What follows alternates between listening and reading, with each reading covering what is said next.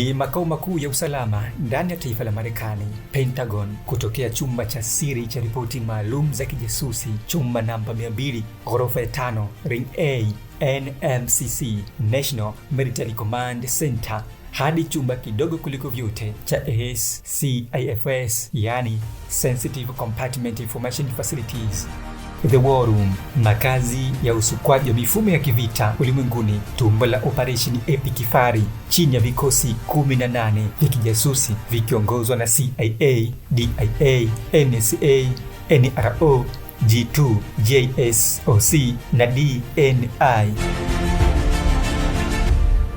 Mtazamaji, ni ripoti maalum ya kijasusi kutokea nchini Marekani inayohusisha kuchimbwa kwa taarifa za siri juu ya vijana wadogo wanaotumiwa katika vikosi vya usalama na jeshi la Marekani kama chambo katika vita vyake ulimwenguni. Vijana hawa mpaka sasa wameshapoteza maisha vita vya Irani. Ilikuwaje na ni nini kilitokea? Salia nami hadi mwisho wa ripoti hii. Naitwa Chief Mkuu wa Itifaki, na katika hili niseme itifaki imezingatiwa kikamilifu. Tahadhari mtazamaji, ripoti hii inahusisha matukio ya kijasusi na mengi ya kuhudhunisha na kuchokoza hisia za karibu. Tuwe sote hadi tamati. Kama bado haujasubscribe channel hii, basi muda ndio huu, fanya hivyo ili kupata taarifa na ripoti muhimu na nyeti. Karibu.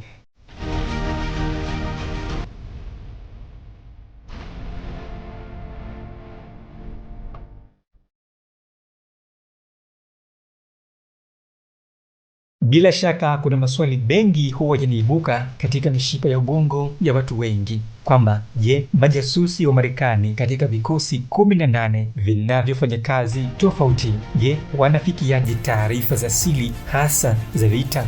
Na katika hili kuna majibu ya haraka huwa pia yanaibuka kwamba kuna watu hufanywa chambo katika zoezi la kuzifikia taarifa nyeti na za siri. Vipi kuhusu usalama wao, maisha yao, wao na familia zao? Huu ni mkasa mzima. Hivi sasa Marekani ipo katika vita vikubwa baina yake na Irani, na ili kufanikisha kila hatua ya kivita lazima kuhusike na taratibu za kijasusi, kuanzia kwenye mpango kazi hadi katika utekelezaji wake. Na hapa kuna vikosi maalum vinavyohusika moja kwa moja. Kwanza tuvifahamu vikosi maalum vya kijasusi vinavyotumiwa na kutumika vyema kabisa katika uchunguzi yakinifu wa vita. Wengi tunakijua kimoja pekee, yani CIA, Central Intelligence Agency. Sasa iko hivi.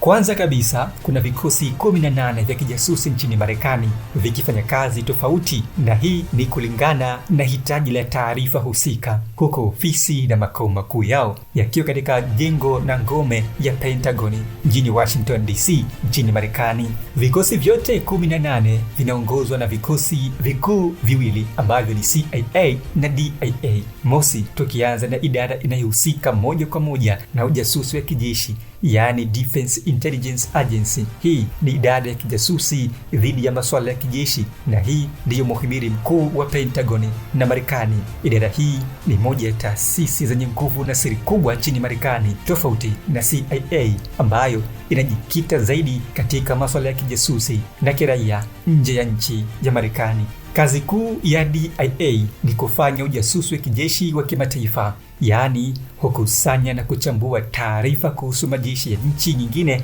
kama vile Irani, China na Urusi. Maafisa wa DIA wana jukumu zito la kuchunguza idadi ya wanajeshi, aina ya silaha walizonazo maadui, mbinu wanazotumia pamoja na uwezo wao wa kivita. Mbali na kuchambua ujasusi, pia DIA hupanga mashambulizi, yani targeting, na hapa inabainisha ni maeneo gani ya adui yanayopaswa kushambuliwa kama vile maghala ya silaha, vituo vya amri, yani commanding system, na miundombinu ya nyuklia, pamoja na kutoa taarifa za rada za unyakuzi wa viongozi pamoja na kushambuliwa ama kuuawa, kama ilivyoshuhudiwa katika unyakuzi wa kiongozi wa Venezuela Nicolas Maduro na kuuawa kwa kiongozi mkuu wa Irani Ayatollah Said Ali Khamenei. Hiyo ni kazi kubwa iliyofanywa na DIA. Sanjali na hilo, DIA wanahusika moja kwa moja na tahadhari ya mapema, yaani early warning. Na hapa wana jukumu la kutoa taarifa kwa waziri wa ulinzi na rais wa Marekani ikiwa kuna viashiria vya wazi juu ya nchi nyingine kuanzisha vita dhidi ya Marekani au washirika wake. DIA pia wana jukumu na kazi nzito ya kukondakti ama kufanya ujasusi wa silaha, yaani masenti. Hii ni kazi ya kifundi ya kutambua sifa za silaha za adui kama vile sauti ya injini ya kifaa, mfano jambizi au mionzi ya rada, na hii ili kuitengenezea mazingira Marekani iweze kutengeneza mifumo ya kuzuia silaha hizo kama vile Patriots. DIA katika utekelezaji wake wa majukumu ina njia kuu tatu ambazo huwa inazitumia katika kudaka taarifa za kijasusi. Mosi, kuna njia ya HUMINT, yaani human intelligence. Hii ni ujasusi wa watu. Hii ndiyo sehemu ambayo inahusisha utolewaji wa sadaka wa maisha ya watu, kwani hapa ndipo kuna defense clandestine service, yaani mashushushu wa nje ya nchi, kama mkasa huu unavyoelezea vijana waliokufa Iran. DIA ina maafisa wa siri wanaofanya kazi nchi za nje. Hawa hutumwa kazi maalum ama misheni za kukaa hata muhongo mmoja na zaidi, yaani muda wa miaka 10 kuchunguza jambo moja hadi likamilike. Hawa kazi yao ni ngumu zaidi, yaani wanajipenyeza kwenye majeshi ya kigeni au kuajiri maofisa wa nchi hizo ili kuwarubuni kutoa siri za kijeshi za nchi zao. DIA pia wana defense attacks. Hii ni njia inayotumia maafisa wa kijeshi wenye ubobevu wa hali ya juu katika balozi za Marekani duniani kote, ambao hawa hutumwa kazi maalum ya kufanya kazi ya ujasusi kwa kila siku kwa njia ya kidiplomasia. Hapa ndipo walipo wasomi na wachambuzi wakuu wa ndani ya Pentagoni ambao hupeleka taarifa na kuripoti ndani ya makao makuu ya Pentagoni kila mwezi na kila mwaka. DIA wafanya kazi yao kwa kuchakata matukio mbalimbali na kuunganisha picha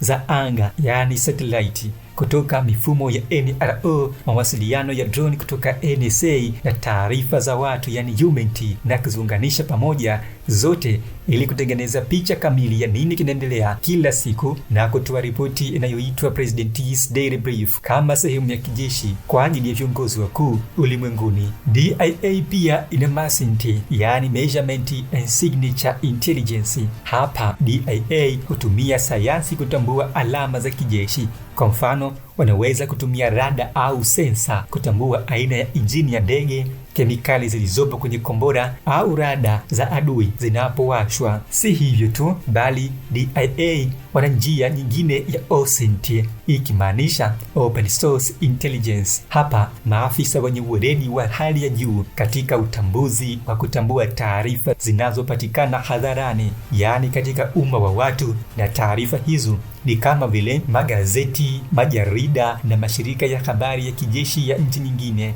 mitandao ya kijamii ya wanajeshi na taarifa za kibiashara za anga, yani satellite. Katika njia zao kuu za utekelezaji wa majukumu pia kuna DIA Warfighter, ambao hawa ndio hupewa kazi ya hatari zaidi ya kuwa machambo wakati wa vita, yaani kama huko Mashariki ya Kati. Kwa sasa DIA hutuma timu za ujasusi moja kwa moja kwenye maeneo ya vita ili kuwapa makamanda wa mbele taarifa za papo hapo kuhusu adui alipo, na kwa mujibu wa taarifa, maafisa hao huwa wachanga zaidi, yaani hupewa kama mitihani ili kufuzu misheni zao. Na ukiachana na yote hayo, kuna the intelligence cycle. Hii ndiyo injini ya ujasusi ya Marekani, yaani ndiyo sehemu yanapozalishwa majibu ya haraka kwa viongozi wakuu wa kijeshi na kiserikali. Kama umeshawahi kusikia maagizo kutokea juu, basi hapo ndipo juu kwenyewe, yaani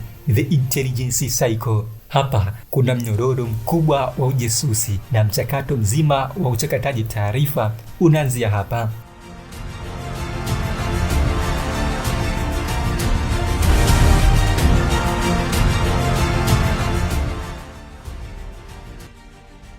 DIA inaongozwa na mkurugenzi wa DIA ambaye daima huyu ni jenerali na afisa wa ngazi za juu kabisa mwenye nyota 3 mabegani katika medani za vita, ambaye ni mshauri mkuu wa kijasusi kwa waziri wa ulinzi wa Marekani ambaye kwa sasa ni Pete Hegseth, huku mkurugenzi huyo kwa sasa akiwa ni Luteni Jenerali Jeffrey Cruz ama Lieutenant General Jeffrey Cruz. Kwa sasa huyu ndiye mshika funguo za malango ya ujasusi vita ya Irani na Marekani, na ndiye chanzo cha mkasa wa kupeleka chambo wanajeshi wachanga kabisa vitani Iran. Kwa mujibu wa taarifa kutokea Pentagon, Luteni Jenerali Jeffrey Cruz aliteuliwa ama kuwa nominated na Rais Joe Biden mnamo mwezi Juni mwaka 2023 na kulingana na taratibu za Marekani kikatiba, wakurugenzi wote wa taasisi za ulinzi na usalama, yaani jeshi la polisi, usalama wa taifa,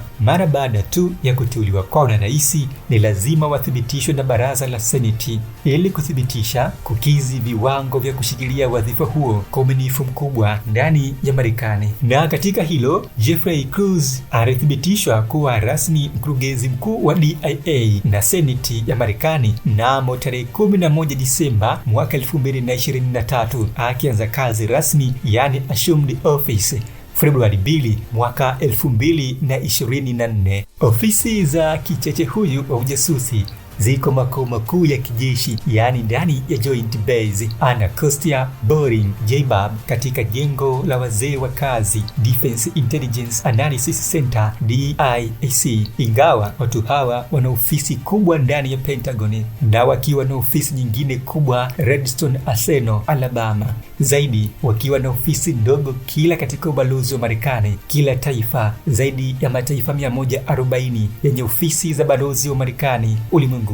Kwa mujibu wa data kutokea Pentagon, Jeffrey Cruz huripoti taarifa zake na kupata kibali cha amri kutokea kwa rais wa Marekani pamoja na waziri wa ulinzi, yani Rais Donald Trump na waziri wa ulinzi Pete Hegseth. Hapa ndipo patamu, na nikuombe mtazamaji usishike glasi ya maji wala usimtume mtoto dukani. Huyu mwamba mkurugenzi wa usalama wa DIA kwa kushirikiana bega kwa bega na waziri wa ulinzi wa Marekani, yani Pete Hegseth, ndiyo umefanya jambo ambalo limeacha aibu kubwa katika taswira ya ulimwengu. Mapema kabla ya shambulio la Februari 28, katika kutekelezwa kwa operesheni hii ya Epic Fury, kulianza maandalizi ya muda mrefu sana, ikisukwa mipango ya kuandaa watakaohusika moja kwa moja na kushiriki wakiwa kama watangulizi mstari wa vita, yaani machambo nchini Irani. Wakaandaliwa vijana machipukizi katika ujasusi, yaani waliotoka depo tu, wakiandaliwa kwa kupeleka roho zao vitani, vijana wakiwa na shauku ya vita,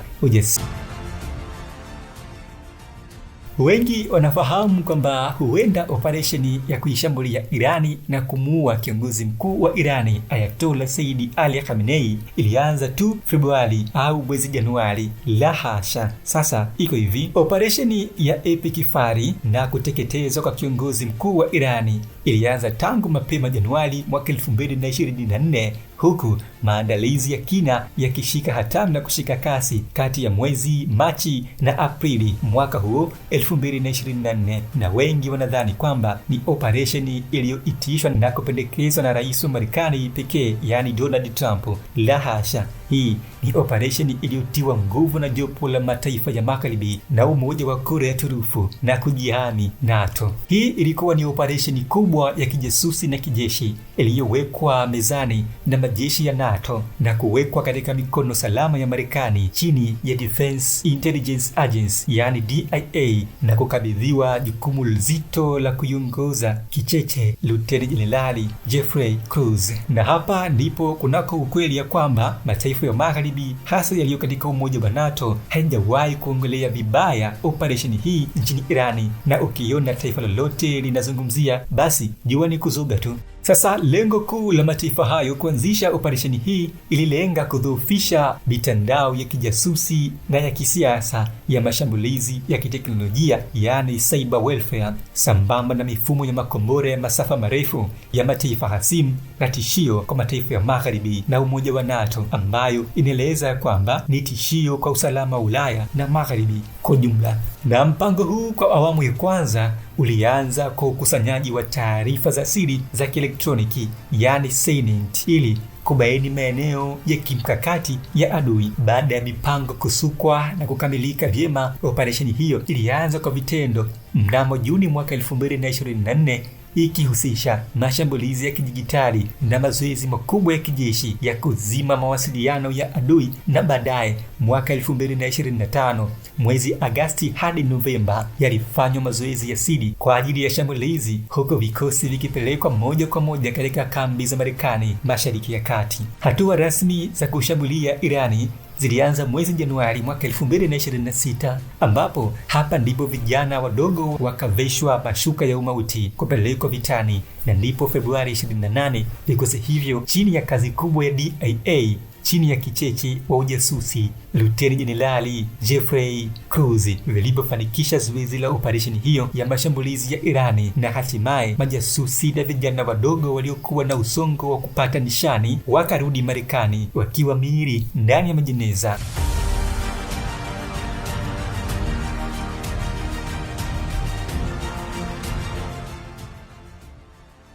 Kwa ripoti kutokea idara ya usalama ya Marekani DIA ilisema ya kwamba karibu vijana 5 pekee wadogo zaidi ndio waliouawa vita vya Irani, lakini kwa mujibu wa ripoti kutokea katika bezi za Marekani Mashariki ya Kati, ni zaidi ya wanajeshi vijana wadogo wapatao 100 ndio wamefariki dunia katika vita hivi vya Irani na Marekani. Hii ni sehemu ya pili, mtazamaji, ya ripoti maalum za kijasusi kutokea Mashariki ya Kati, vita vya Irani dhidi ya Marekani kwa ushirika wa karibu wa Israeli. Usikose sehemu ya 3.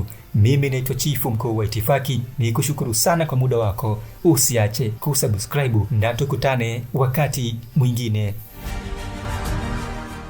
Usisahau kusubscribe, like na kubonyeza alama ya kengele. Asante.